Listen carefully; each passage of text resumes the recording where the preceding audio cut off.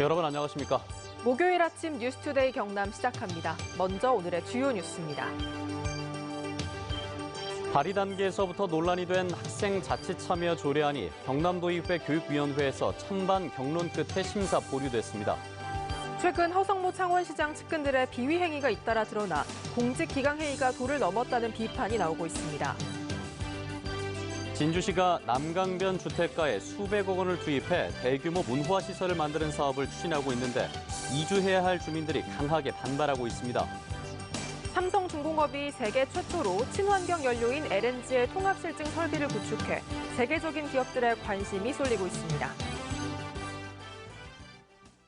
발의 단계에서부터 논란이 된 학생 자치 참여 조례안이 경남도의회 교육위원회에서 심사 보류됐습니다.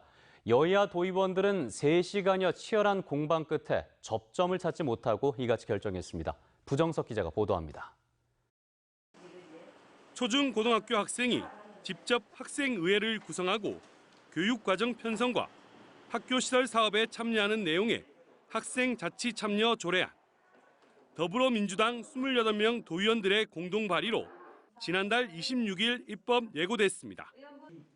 어제 열린 도의회 임시회 교육위원회. 여야 의원의 3시간 넘는 난상 토론 끝에 기안부 심사 보류됐습니다.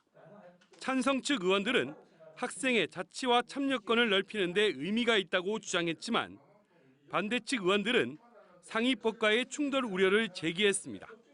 조례안이 시행될 경우 사립학교도 포함되는데 자율경영에 도교육청이 개입할 수 있다는 겁니다. 사립학교를 운영하는데 경상남도 교육청의 재정 지원을 전부 다 받고 있는데 교육감이 이렇게 하자 하는데 그 학교 교장이 자율권이 주어졌다고 해서 나는 안 해. 이렇게 할 사람이 있겠습니까? 법률에 충돌되는 문제는 저는 충돌되지 않는다고 생각합니다. 사립학교법에서 자율성과 독립성을 가지고 있지만 교육감은 총체적으로 사립학교든 공립학교든 지도 감독에 총괄 의무를 가지고 있고 학생들의 과도한 정치 참여와 초중등학생의 역량도 도마에 올랐습니다. 충분한 논의를 가지고 조례 제정을 해야 된다고 생각합니다. 그래야 이 조례 제정으로 인한 다급 효과가 영향이 어떻게 미칠 것인가도 생각해야 된다는데 학생들의 자치와 참여 활성화와 관련해서는 저는 교육감과 학교장의 기본적 책무라고 생각을 합니다.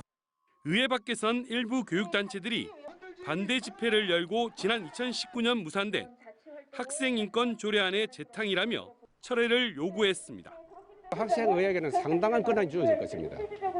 그랬을 때 학교는 그 학생의원이 되기 위해서 아이들이 성급한이 될 것이고 비슷한 내용의 학생자치 참여 조례안은 부산과 강주 등 4개 시도에서 시행 중입니다. MBC 뉴스 부정석입니다. 최근 허성모 창원시장 측근들의 비위 행위가 잇따라 드러나 감사원 감사를 받거나 경찰 수사를 앞두고 있는 것으로 밝혀졌습니다. 건설업자에게 골프와 식사 대접을 받거나 땅 투기와 채용 비리 의혹까지 있어 공직기강 회의가 도를 넘었다는 비판이 나오고 있습니다. 정영민 기자가 취재했습니다. 감사원이 김병수 전 창원시 대외협력관에 대해 감사를 벌이고 있는 것으로 확인됐습니다. 지난해 11월과 올해 1월 창원시를 찾아 서류와 대면 조사를 했는데 김 전 대외협력관이 지난해 재직 당시 건설업자들을 불러 과장급 공무원 4명과 함께 부부 동반으로 골프를 치고 식사 대접 등을 받았다는 내용입니다. 김 전 협력관은 허성모 창원시장이 취임하면서 정무직으로 임용됐는데 지난해 9월 돌연 그만둬 배경을 두고 말들이 많았습니다. 창원시 공무원 대상으로 공직기강이나 혹은 그 공무원 행동 강령 위반 사례 조사한 거고요. 지난달에는 김성진 경제특별보좌관이 술집에서 시민에게 폭언과 욕설을 한 것으로 드러나 구설에 올랐습니다. 창원시는 사건 발생 열흘이 지나서야 조사에 나섰고 시민에게 사과를 했다는 이유로 주의 조치에 그쳤습니다.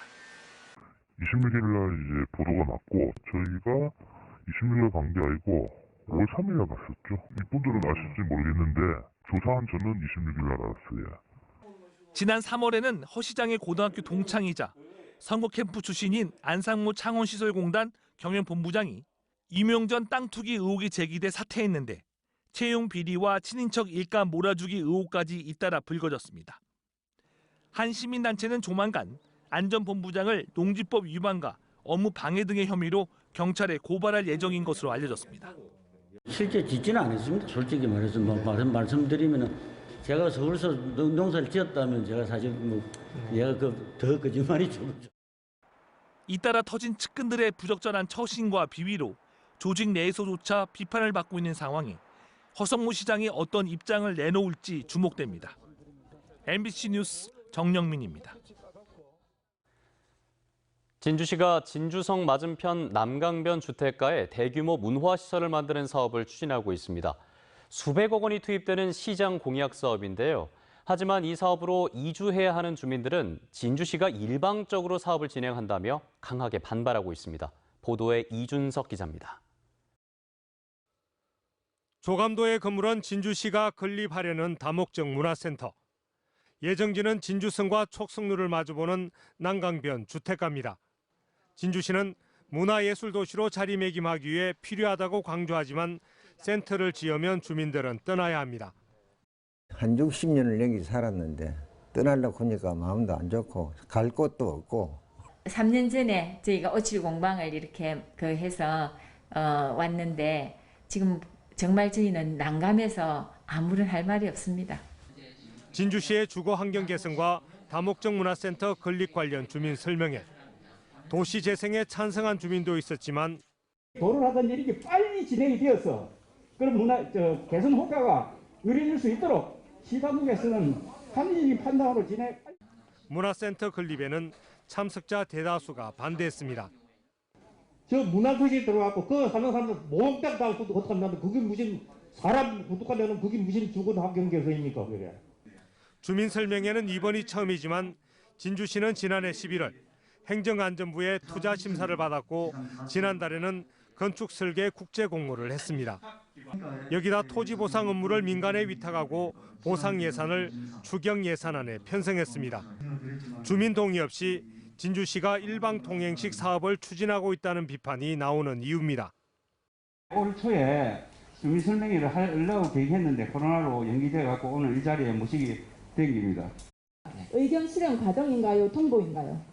이걸 결정했다고 해서 개인의 사유재산을 마음대로 뺏을 수 있는 것은 50 때나 일어날 수 있는 일입니다. 진주시는 521억 원을 들여 지하 1층, 지상 4층 규모의 다목적 문화센터를 2024년까지 완공할 계획입니다. 하지만 주민들은 반대 서명에다 청와대 국민청원까지 하며 전면 재검토를 요구하고 있습니다. MBC 뉴스 이준석입니다.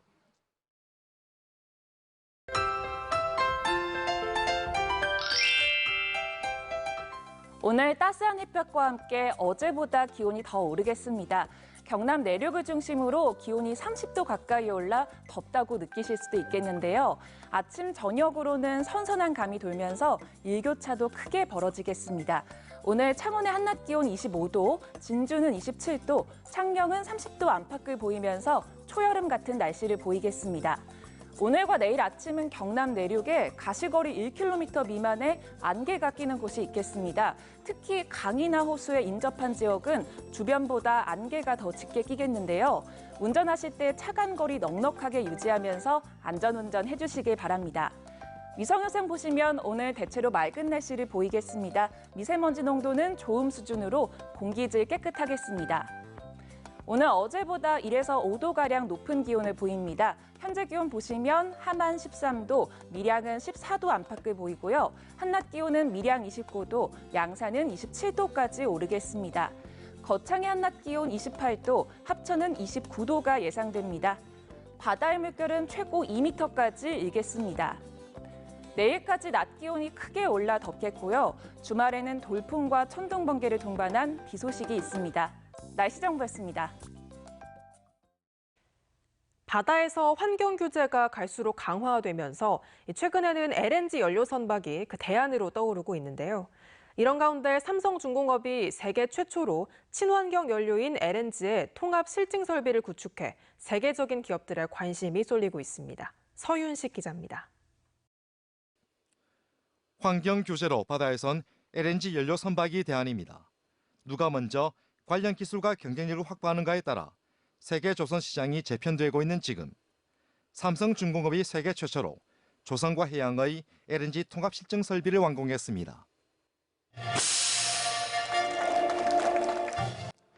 LNG의 생산에서부터 운송, 저장, 공급에 이르는 모든 과정에서 필요한 핵심 기술을 개발하고 실증하는 연구개발 시설을 구축한 겁니다. 거제 조선소 3,600여 제곱미터에 마련한 실증 설비는 천연가스 액화와 저액화 공정, 극저온 단열 저장과 냉열 발전 등 최신 기술을 검증합니다. 삼성중공업이 자체 개발한 시스템들을 이 설비를 이용해서 검증함으로써 이러한 시장의 지배력을 더 확고히 하는 데 목적이 있습니다. 국제회사기구의 온실가스 감축 목표를 따를 수밖에 없는 상황에서 세계적인 기업들의 관심이 쏠릴 수밖에 없습니다. I expect from Samsung's new facility to provide the customers a first-hand experience with Samsung brands, and I expect the facility to provide further development on tomorrow's systems. 국내 시장에 미칠 파급력도 큽니다. 삼성중공업은 실증 설비 구축이 차세대 기술 적용과 관련 기자재의 국산화도 앞당길 것으로 기대하고 있습니다. 이런 실증 설비를 또 하나 이제 신기술 개발과 국산화 이런 쪽에 한다고 하면 국내 LNG 인더스트리에 큰 영향을 볼 수 있을 거라고 판단하고 있습니다. LNG 연료 시장을 선점하려는 각국의 각축전이 치열한 가운데 국내 기업의 발빠른 준비가 국내 가스 산업 전반의 경쟁력 강화로 이어질 것이라는 평가가 나오고 있습니다. MBC 뉴스 서윤식입니다. 최근 연 매출액이 100억 원대에 달하는 웹툰 기업이 본사를 서울에서 경남으로 옮기며 웹툰 산업에 대한 관심이 높아지고 있습니다. 경남 웹툰 산업의 현 주소와 전망을 김태석 기자가 취재했습니다. 임성훈 작가가 인터넷에 만화를 연재하는 웹툰 작업에 몰두하고 있습니다. 5년 전에 1인 기업을 창업했지만 한계가 많았는데 경남에 첫 웹툰 캠퍼스가 건립돼 작년 말에 입주했습니다. 이곳에 들어온 작가는 25명, 전용 공간에서 24시간 작업을 하며 지난 2월엔 경남 창원 웹툰협회도 창설했습니다. 혼자 하다 보면은 처음에는 되게 길을 잡기가 힘들거든요. 다양한 도움을 받을 수 있고 또 작품을 만드는 데 있어서도 상당한 시너지 효과가 있는 것 같습니다. 연간 매출액 100억 원에 베트남의 웹툰 시장을 장악하고 있는 이 기업은 작년 말 서울에 있던 본사를 김해로 이전했습니다. 지역 작가들의 작품을 유통시키고 직접 작가를 채용해 제작도 하고 있는데 내년에는 경남에 53억 원을 투자하고 163명의 신규 직원을 고용하기로 했습니다. 경상남도 지역을 보면 문화 콘텐츠 IP가 굉장히 많은 지역입니다. 지역의 브랜드 문화 콘텐츠를 만들게 된다면 국내는 물론이고 해외에도 수출할 수 있는. 이 대학은 올해 초 도내 처음으로 웹툰 그래픽학과를 설립했습니다. 웹툰 수요가 급증하면서 취업 전망도 밝아 디자인학부에서 전공 수업만 하다가 단일학과로 분리한 겁니다. 다만 재능이 있는 중고교생들은 아직 학원 수업이나 동아리에 의존하고 있어 특성화 고교 등 정책적 지원이 절실합니다. 좋은 인력들이 창원에 내려와서 일들을 이렇게 펼칠 수 있게 만들어주는 어떤 기반들, 좀 다양한 기업들이 좀 내려와서 시장이 좀 많이 형성이 되고 커졌으면 하는 게. 웹툰을 비롯한 국내 콘텐츠 산업 규모는 1조 원 수준. 경남은 자연과 역사, 문화적 기반이 풍부한 만큼 걸음마 단계인 웹툰 산업에 선제적으로 뛰어든다면 웹툰 한류의 메카가 될 수 있다고 전문가들은 입을 모읍니다. MBC 뉴스 김태석입니다. 투데이 경남입니다. 국민권익위원회 이동신문고가 오늘 오전 10시에 함안군청 대회의실에서 운영됩니다. 기억체험마을 사업설명회와 현판식이 오늘 오후 2시 통영시 산양읍 다라마을에서 열립니다. 암송아지 나눔 릴레이 행사가 오늘 오전 10시에 창녕군 성림축산에서 진행됩니다. 통일꽃동산 표지석 제막식이 오늘 오전 10시 거제시 사등면 통일꽃동산에서 열립니다. 경상국립대병원 비정규직 노조의 정규직 전환 요구 파업 10일째를 맞아 공공연대 노동조합이 진주 경상국립대병원 앞에서 정규직 쟁취 결의대회와 집단 삭발식을 가졌습니다. 공공연대 노조는 경상국립대병원이 정규직 전환에 대한 근본적인 해결 의지를 보이지 않고 있다며 강도 높은 투쟁을 전개하겠다고 밝혔습니다. 국가중요농업유산행정협의회가 어제 하동군에서 창립총회를 열고 공식 출범했습니다.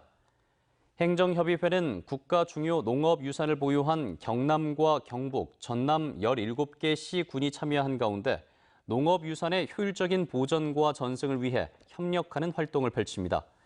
행정협의회 초대 회장에는 윤상기 하동군수가 선출됐습니다.